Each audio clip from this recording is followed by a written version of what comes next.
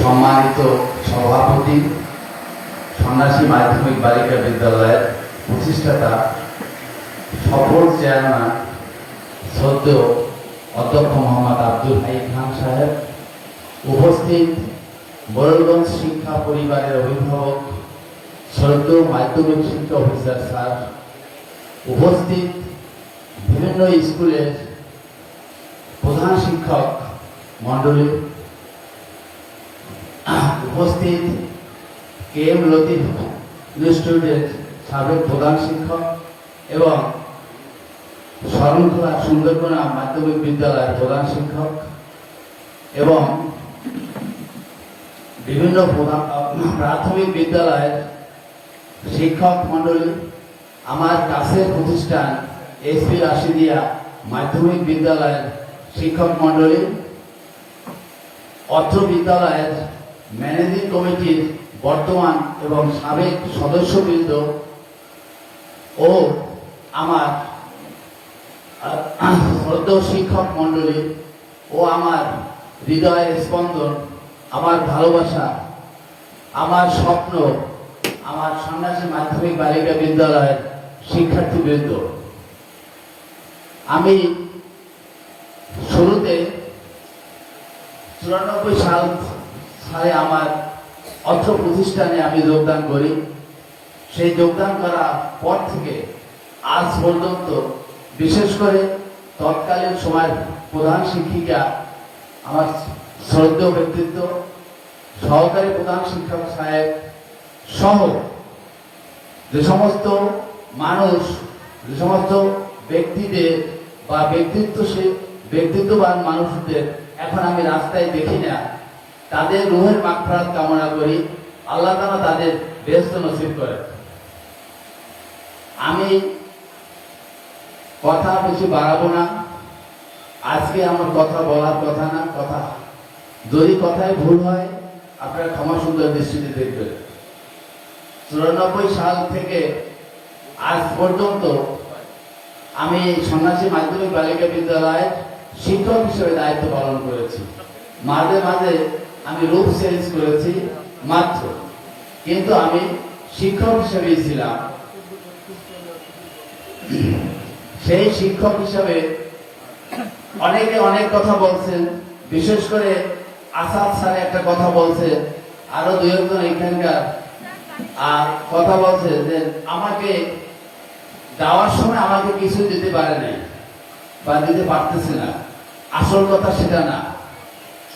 আমি শিক্ষকতা জীবনে আমি সন্ন্যাসী মাধ্যমিক বালিকা বিদ্যালয়ের শিক্ষক হিসাবে খাওয়ালিয়া ইউনিয়নবাসীর কাছ থেকে যা পেয়েছি অতুলনীয়। আমি সর্বক্ষেত্রে সর্বখানেই আমি বলি, সন্ন্যাসী মানুষ আমাকে যে ভালোবাসা দিয়েছে, সেই ভালোবাসার চাইতে কোনো অর্থ এর চাইতে বেশি কিছু দিতে পারে না। আমি সে ভালোবাসা পেয়েছি। আমি রাস্তায় বলেন, আমি হাঁটতে বলেন, আমি অভিভাবকদের বলেন, আমি সর্বক্ষেত্রে আমি সবার কাছ থেকে ভালোবাসা পেয়েছি। আর সেই ভালোবাসা সাথে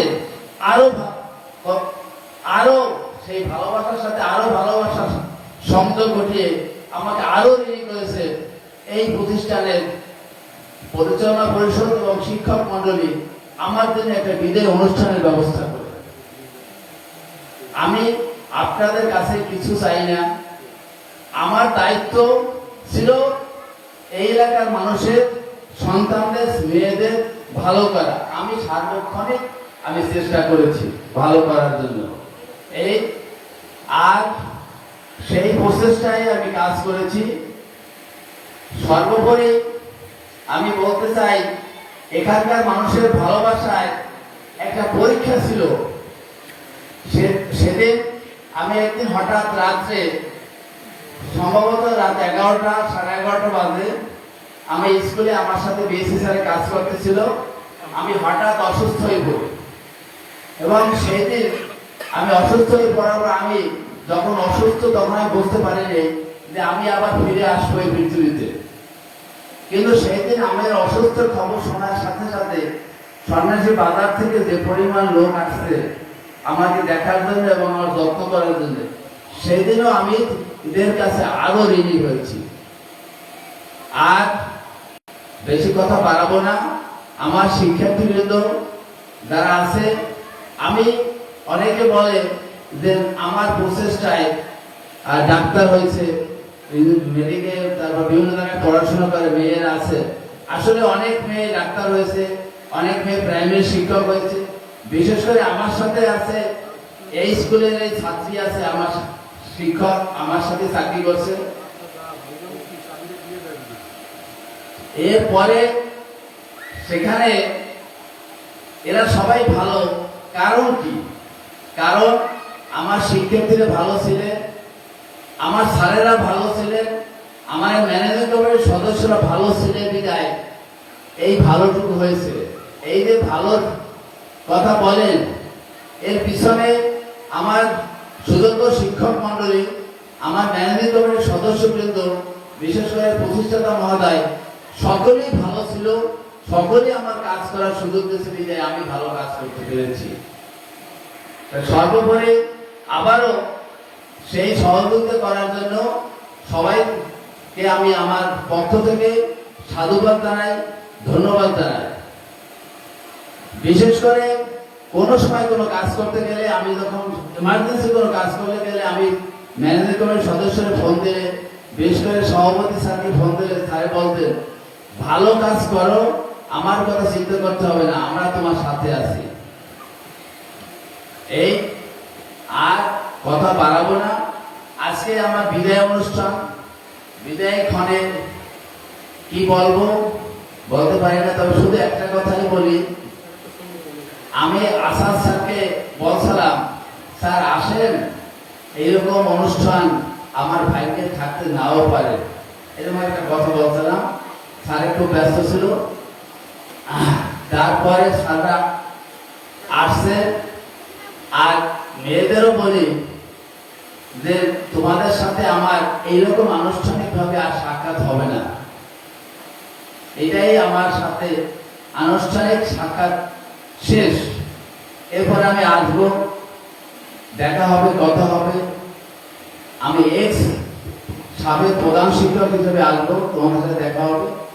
তোমাদের কাছে আমি একটা দাবি রাখবো, বিশেষ করে এই অঞ্চলের মানুষের কাছে আমি একটা দাবি রাখবো। এর পরের যাত্রা হচ্ছে আমার বিদায়ের যাত্রা। এই বিদায়ের যাত্রায় আপনারা আমার জন্য দোয়া করো। আর শিক্ষার্থীদের বলি, তোমরা যদি আমার খোঁজ নিতে নাও পারো, যেদিন সরকার ছাড়ে পৃথিবীতে নাই, সেদিন তোমরা দায়নামাজে আমার জন্য দোয়া করবা। এইটুকু দাবি রেখে আমি আমার বক্তব্য, আমি আমার কথা এখানে শেষ করছি। আল্লাহ হাফেজ। সকলের সুন্দর ভবিষ্যৎ কামনা করছি।